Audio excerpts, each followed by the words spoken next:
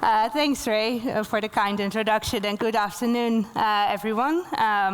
Thanks for joining this session.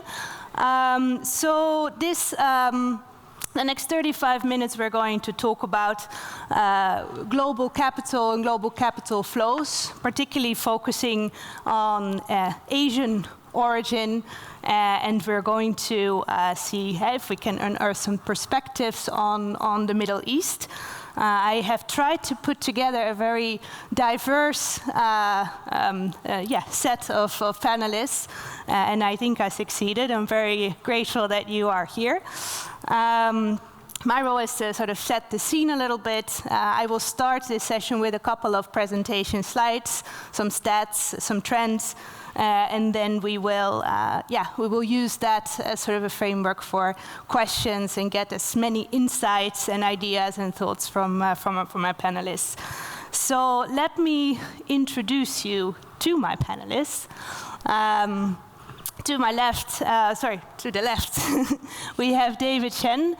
He's Chairman CEO of Fields of Gold, capital and asset management, focused on asset management, capital management, as well as a REIT specialist. Then we have Ashan Kothari, he's Managing Director with Brookfield Asset Management, a large global asset manager with more than $1 trillion USD under management, and also owner of several hotel management companies and brands, including Leela Palaces. And then to the far right, we've got Dr. Aron Harulela, a family business owner-operator of a portfolio globally of 16 hotels, have their own brand, the Hari, both in London and Hong Kong, as well as third-party brands. So again, very happy that you could join me today for this session. So a little bit, wow, that's a very bright scene. So a little bit around what's happening in the world today that's also shaping the global capital markets. The first half of this year has been a bit wild. A lot of that was caused also by US policy, especially the announcements on tariffs, restrictions on travel. And because of the fact that the global markets, capital markets, are so connected, that did have, of course, an impact on many elements of trade, not just the goods, but also of all the other elements of the supply chain, going from services to tourism to foreign direct investment, as well as cross-border investment. So see what impact has that really had on GDP growth forecasts, especially also the revised forecast. So actually, if we look at it more closely for the US, since January 2025, the forecasts have been revised down for also for Canada and Mexico 60 basis points down versus the start of the year. That said, Brazil actually has been up, so not just in Asia. Actually, some of the markets maybe that are a little bit more linked and also a little bit more dependent on goods from the US, they had to revise down or have revised down their forecasts. So Japan, Singapore, also South Korea, up to 80 basis points. But then again, China, India, Hong Kong, Australia seem a little bit less impacted. Actually, they revised their forecasts upwards. Europe overall seems to be less impacted. But overall, actually, if you look at the picture, growth in Europe is quite a bit lower. For the entire Eurozone, it's only forecasted just over 1%. And then sort of the real winner also in this picture is the Middle East, in terms of, particularly in terms of GDP growth and growth outlook. Contrasting this or overlaying this a little bit with tourism and tourist arrivals, what I always say, and I always love to say that about our industry, is that actually tourism arrivals exceed GDP growth and GDP growth forecasts. This is also definitely the case for Europe, for example, 1% growth GDP, 4% growth year on year. Versus last year, 7% up from 2019, so very good recovery also after COVID. Also, in contrast for Asia Pacific, you saw some of the markets, Japan, South Korea, down. Actually, in terms of tourism growth, they're on fire, 10% and up year-on-year growth. Middle East, also interesting picture, and I think this was also in one of the opening sessions presented, that it's experienced phenomenal growth after also COVID, almost 30 or 29% change versus 2019, but slightly softer growth or a slight decline this year versus last year. So that's also an interesting remark. And then I think the clear winner in the Africa region, Morocco is one of the highest growth markets, also in running up to the World Cup, growing 19% year on year.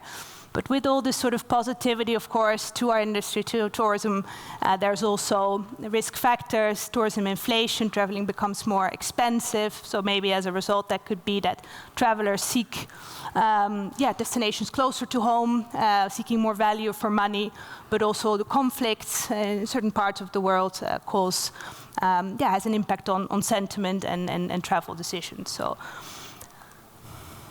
Then a little bit on capital, sort of sources and uses. I think what's interesting also to see the impact of the US on the fundraising and the destination of that global capital, whereas in 2024 the fundraising was still 50% focused on US.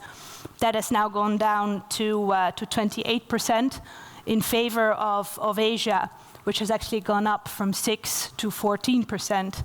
So very interesting development. And then in terms of the source, the largest exporters of capital, the US continues as the largest exporter, but also indeed now more increasingly to other regions. But actually Asia Pacific is also a substantial cross-border investor. If you add up from this list, Singapore, Hong Kong, Japan, they account for just over 12% of total cross-border capital. And Japan has actually been up 7, where are we? Yeah, it's been up as well year on year.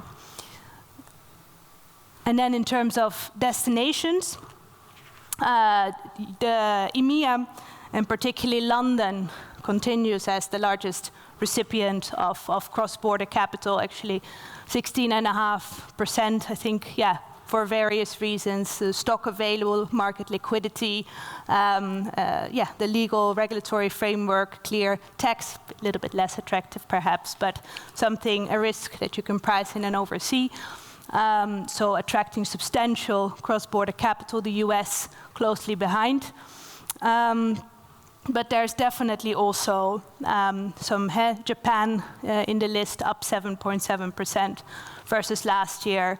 Australia, also a large recipient of predominantly, of course, capital from Asia. A little bit then to conclude on where does all this capital go? Multifamily is still the largest because it's so dominant in the US, but this picture is changing also because capital flows are changing. It's becoming more diverse, more mirroring sort of EMEA and Asia Pac, and what I like is the yellow bit in particular. Hotels, especially over the years, have been much more and more become a mainstream asset class, moving out of their niche. So let's dive a little bit into your perspectives as well as focus on the Middle East.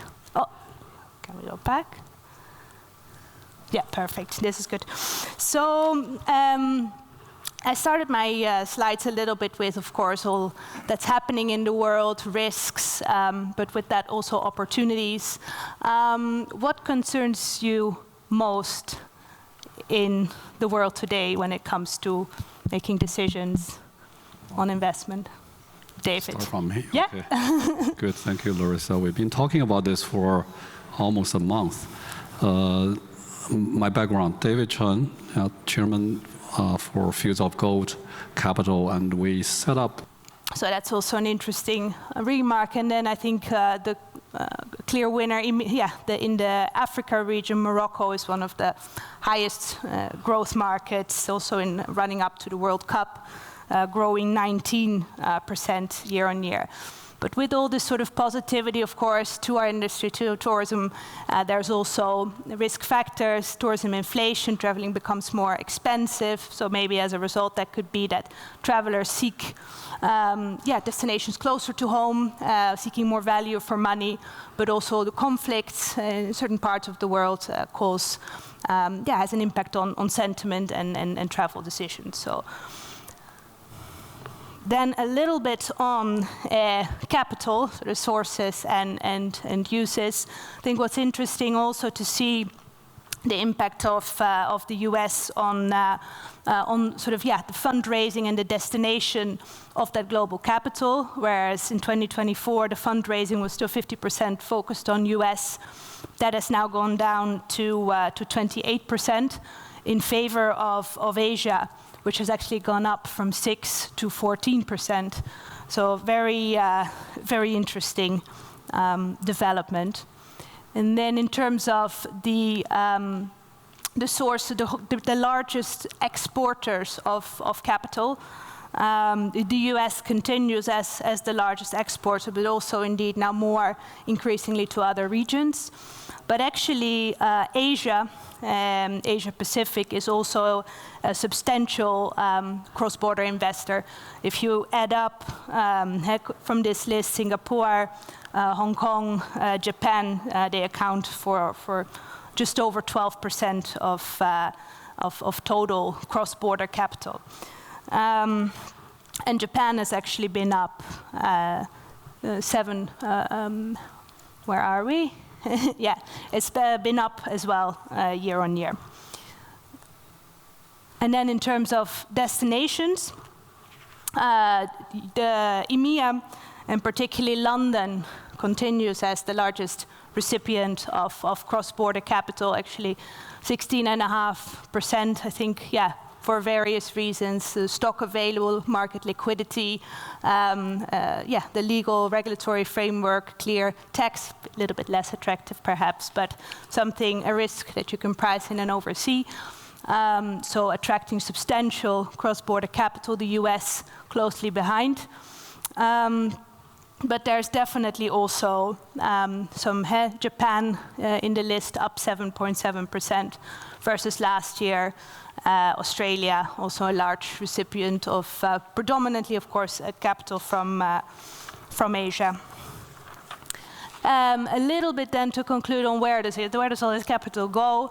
Multifamily is still the largest because it's so dominant in the US, but this picture is changing also because capital flows are changing. It's becoming more diverse, more mirroring sort of EMEA and Asia Pac, and what I like is the yellow bit in particular. Hotels, especially over the years, have been much more and more become a mainstream asset class, moving out of their niche. So let's dive a little bit into your perspectives as well as focus on the Middle East. Oh, can we go back? Yeah, perfect. This is good. So. I started my slides a little bit with, of course, all that's happening in the world, risks, but with that also opportunities. What concerns you most in the world today when it comes to making decisions on investment? David. Start from me? Yeah. Okay. Good, thank you, Larissa. We've been talking about this for almost a month. My background, David Chen, chairman for Fields of Gold Capital, and we set up this practice back in Boston, Massachusetts, United States. We do real estate investment through a private equity fund in Hong Kong and mainland China, some in Singapore. And also I'm on the board of Yuexiu REIT, which is one of the, it's the very first REIT ever listed for China properties back in 2005. That's 20 years ago, same age as FHS. So we managed to grow that portfolio from 4.6 billion Hong Kong dollar into a 50 billion Hong Kong dollar portfolio. That's roughly the background. And talk about the international investment market, I think it's after COVID, we were talking to Ashan and his co-worker about COVID. I think the impact is that the whole global investment climate and the environment has been changed drastically, including Asia. You look at Hong Kong, used to be a very active capital market. And in the past 5 to 6 years, Hong Kong has been in a downhill. China property market, real estate development has also gone through a drastic change. But in the contrast, Middle East is really flourishing. Look at I was driving with a friend in Dubai after a few years. I haven't been back to Dubai for quite a few years, and then look at the construction site in the night. It's almost like China 20 years ago. It's very busy. And in China, there are some new things come up. Besides the development downsides, is the risk market. I just talked about the risk market only started, the series started only 4 years ago. And in 4 years, it's already managed to launch 75 REITs in China market. And we talk about if you add up Hong Kong and Singapore, all this Asia major REITs market, it's only about 50 REITs. But China market, the 75 REITs, the market cap is only $30 billion US. It's only 1% of the overall REITs market cap in the world. It's a huge space to grow. So there are different scenarios in different regions. I think there's a lot of investment opportunities based on your vision. So that's my view. Thank you. Fantastic. And how is that for you, Ashang? What are things that you have to keep on defending in your investment committee? What are you challenged on hardest? Yeah. Hey, everyone. So I would say the biggest risk that we are always concerned about is what you can't underwrite. And when it comes to policy changes, when it comes to and given how interconnected the globe has always been, areas where policy changes in terms of like tariffs and everything else do give us pause when we are going into an investment and trying to understand how it will impact in the longer term, both capital flows, but also from an operations and leasing standpoint. Yeah. What does that really mean for companies on the ground? To be candid, we haven't really seen it play out on the ground where businesses have changed strategies to a large extent, where they're saying we will not be expanding in a particular geography because ecosystems have existed for a very long time, and it's hard to change the ecosystems or find an alternate ecosystem overnight. So what we're seeing is the built environment being more in demand on the back of some of these things. Manufacturing is a great example where a lot of countries have been looking at alternatives or creating different manufacturing hubs outside of China, which historically for the last 20 years has been a big supplier for a lot of their different segments. But that doesn't take really away a lot of the ecosystem that China still has to offer from a manufacturing standpoint. What it does is it creates an opportunity for other countries to become more prominent in that space and really take up that opportunity. And I think the Middle East has been a great example to David's point. It's kind of served in the last 5 years post-COVID a hub between a super global center in a way, where it's been a hub between the Middle East, the Asia as well as Europe, and that's really been game changer where people look at the Middle East and say, okay, you as GCC as a region, you have effectively the 10th largest economy in the world. Yes. We've been growing at 5% per annum for the last 20, 25 years. You have good rule of law. You have a government that is very consistent in terms of what they say and what they will do. Yeah. You are in a location which is around 1/3 of the world's population within a 4-hour flight, right? So it kind of creates a very favorable environment. When we think about opportunities. But yeah, coming back to the risk point, I think for us it's always a bigger concern as to what we can't underwrite, and also the question then always becomes, are the markets deep enough from a capital standpoint? For demonstrating an exit, right? And that's something that as regions like the Middle East, India, they are becoming more active with investors. The track record is getting built out of actually demonstrating large ticket sizes on exit, and creating that track record for other investors to hang their hat on and say, this actually makes sense here. Yeah. Thank you. Yeah, that's great. Arun, how do you view that? You, of course, have a global portfolio. Not yet here, but on both of the other sides. What is your take on this? So yes, we've been operating actually mostly in Asia, in Hong Kong and Singapore, and Malaysia, Thailand, London, and New York. And we're very comfortable in places like that. I would say that, and I don't know if I say this with my head held low, but it's my first time in Dubai. But that actually says something, because actually Asian investors are very comfortable in Asia, right? We understand the different demographics, we understand the different political systems, we're able to navigate the different legal systems. We've always gone over the Middle East and gone to Europe and gone to America, because we also understand the common law systems there, the cultural differences, and we've always overlooked the Middle East. Similarly, the Middle East also has not come east to invest into Asia. Our friends from the Philippines know there's very little investment from the Middle East into Asia. Out of the 92 million visitors who visit Hong Kong, I think it's 0.16% of those visitors come from the Middle East, although they're large spenders as such. But the amount of people traveling for tourism, let alone investment, is very, very little. As David and Ashank said, the Middle East really grew during COVID. China took a big shock.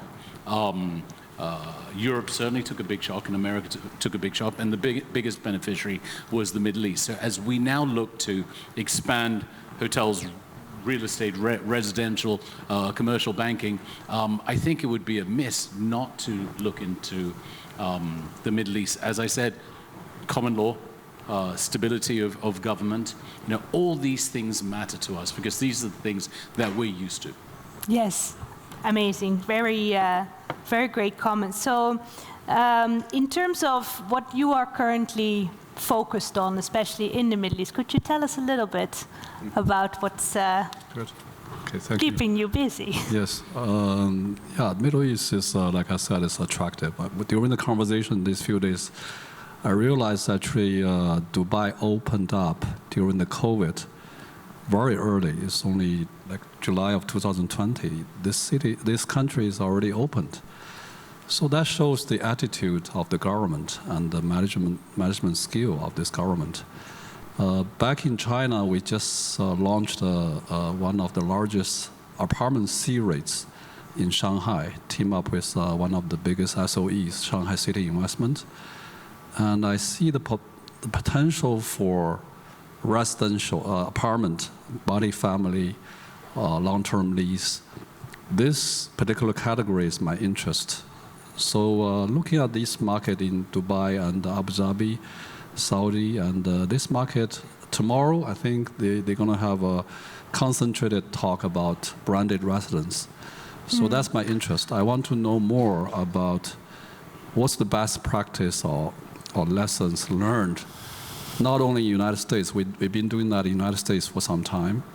and also in this Middle East market. And look at IRRs here. It's amazing compared with China. It's almost like I mentioned China 20 years ago, the IRRs here. So look, we are operating a private equity fund. So we are IRR driven. So I think this market is really sexy and attractive to us to look deeply first, because we don't know this market too well. I want to know who is playing in the market. Brookfield is one of the major players. So I talk to the coworkers. Yeah, he's been here for some time, and a lot of interesting and experienced lessons shared. So our idea is to know this market and maybe do something in this market. Fantastic. Well, on that point, Shank, I was really hoping you could talk a little bit about a deal that was recently announced, an acquisition, Brookfield. Can't really comment on a live transaction yet, but just taking a step back to what David was saying, I think one of the things I'd like to highlight is the way we think about the Middle East and Dubai is you're getting emerging market returns in a developed market risk, right? And that combination is very rare to find. Where else are you going to get emerging market growth rates with the dollar currency and very strong legal framework and with a very deep market. So as a firm, I mean, we've been here from I think Ashil was saying 1997 is our official date since Multiplex has been in the GCC, and on the back of what Multiplex has built, and they've been behind the construction of some of the most iconic towers, in Dubai. We really created a team, with people on the ground. And I think, over the last 1 decade, since 2014, 2015, we've really built a business on the asset management and on the investment side. Today, we are roughly, 16 billion of assets under management across sectors, not just real estate, right? Private equity, infrastructure, transition fund. So it's a very prominent region for us. And within real estate, I would say we're super excited about all the sectors, right? Hospitality being, of course, since we are in a hospitality conference, I'll speak about that. We are in the process of acquiring, a trophy beachfront asset in the Palm, and it's something that we're very excited about because, as I mentioned, the tourism tailwinds that you're seeing in this region are very structured and very significant. You have a tsunami of middle class in the Asia Pacific Middle East region, and as the GDP per capita is increasing for those people, they're looking for places and avenues to spend, and you're really seeing like never before interconnectivity between the region, ease of travel, in terms of visa restrictions, flight connectivity, infrastructure connectivity. So all of that is causing a boom of tourism, and given the location of GCC and given the location of Dubai, it's been the biggest benefactor, not just from the Asia Pac region, but also places like Europe. And when people are coming here, they're seeing that this has the best place, this has the best the world has to offer at reasonable prices, well connected. And from a tourist standpoint, safety is very paramount. And this is one of the safest places to be in the world. So I think all those factors really work very well. And consumers are looking for different experiences. I think Dubai has been on the cutting edge when it comes to hospitality trends, and Aaron, when you visit some of the hotels, it's your entry luxury is higher standards of luxury than most parts of the world. So it's a very tough market to compete in. It's a very tough market to differentiate yourself, and that's one of the areas where Brookfield as a owner-operator mindset will be really focused on, is where we can invest capital to really create a differentiated product and partner with the right operator, partner with the right people on the ground to ensure that we can deliver that unique experience to the customers who are paying that higher ADR or higher rate for that experience. No, amazing. Aaron, I was wondering if you could share some. I don't know, you've of course grown your portfolio so tremendously in Asia. when you entered a new market, a story that you can share? Tricky question. You want a good story or a bad story? Oh God, whatever you want to share. I do have a very A lesson learned. So about 15 years ago, I think it was about 15 years ago, we decided to do 3-star hotels in second-tier cities in China. But we had 2 developers who had a big pipeline, and I said, listen, when you build a mall and there has to be a Walmart, I would like to do a Holiday Inn Express between 150, 200 rooms, 50% debt, 50% equity, and cookie cutter. So we were in a town called Changzhou, which we still have a hotel there. Remember, this is going back 15 years. China's developed significantly from there. And the developer built it, and one of the subcontractors came to us over Chinese New Year and said, can I have what I'm owed? And he was owed it, 3 million renminbi. And I said, no. I didn't say it. My guy said, they said, by the way, the legal relationship goes that you have to go to the main contractor, who then goes to the quantity surveyor, who says, yes, you have done 3 million, and there you get your money. He got angry, so he barricaded the hotel for 2 years. Rain, shine, heat, snow. And we went to the courts, and we took the subcontractor to court for 3 million renminbi. This is okay. It's not. And we went to the courts 5 times, and our lawyer said, if at any time, and they got thrown out of the courts quite a few times, that at any time the judges from the contractor's village, you would have lost. Right. So you have to assess risk when you go into a jurisdiction. I mean, I have good stories, I have bad stories. That just happened to be one of the most shocking stories, because I was quite surprised, and it wasn't the main contractor, it wasn't a huge amount of money, it was a subcontractor, and it was very rural China. So I think when we're looking at,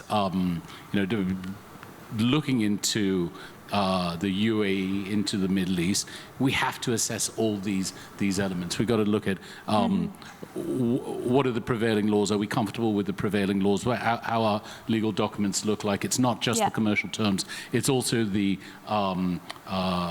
detail that goes in, which actually erodes your commercial terms. Can we live with this legal system? And then there's the culture behind it. There's the reputational issues that you have to look into. If you're building a hotel or converting a hotel or buying into a place that you just don't know about, it's important to do the full A to Z of due diligence, I would say. Yeah. I think one thing also on top of that, since it's in China, I think the partnership will be the key to enter a new territory. Who's your partner, who you team up with, will be the key for the success. I completely agree. We had some wonderful developers, actually, based in Shenzhen, and one of them's listed on the Hong Kong Stock Exchange. They were amazing. Yeah. But it was the subcontractor that brought this. That has created a problem. That created the problem. Yeah. Got it. So, conscious of time, do the panelists have any questions for each other? Question for Brookfield, which is our dear partner also in mainland China. So they are doing very well all over the world. You mentioned about your culture, which you told me about your back in the Canadian days, all this. What's the modern culture of Brookfield at this moment in the near future?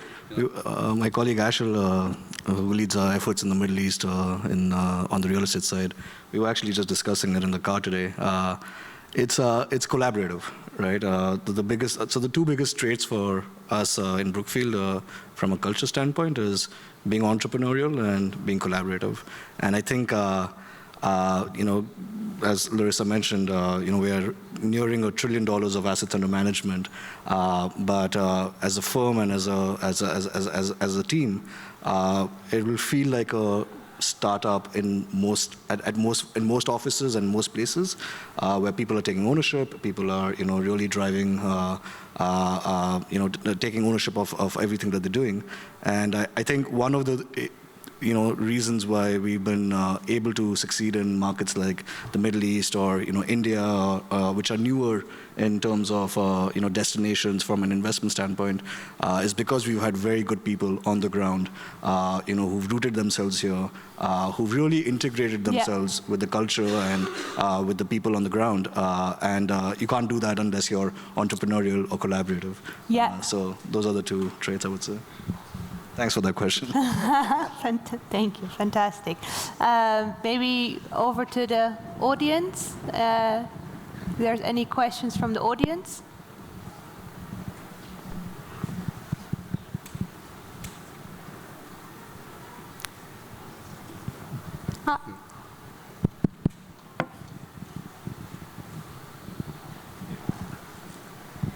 Okay, so this is a question for David.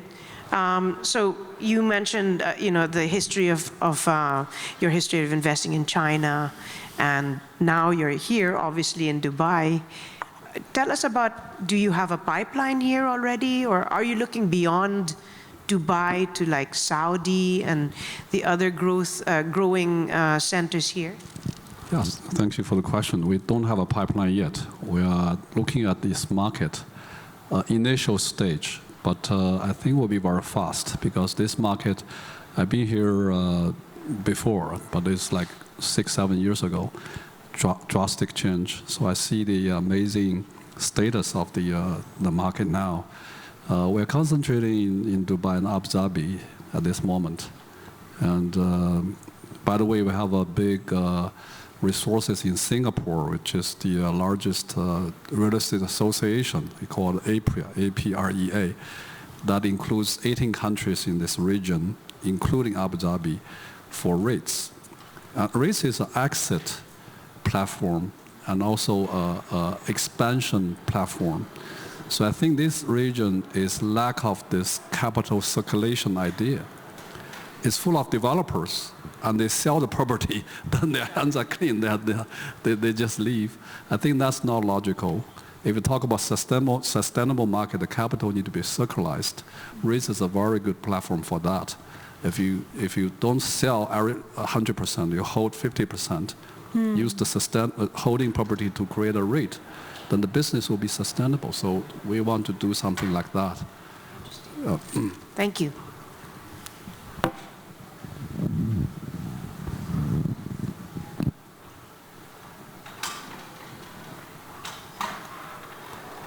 Fantastic. I think it's a hard red 0. So unfortunately, I think it's come to the end of it. But I really enjoyed this. Thank you so much for being here and for all your insights and stories. Thank you.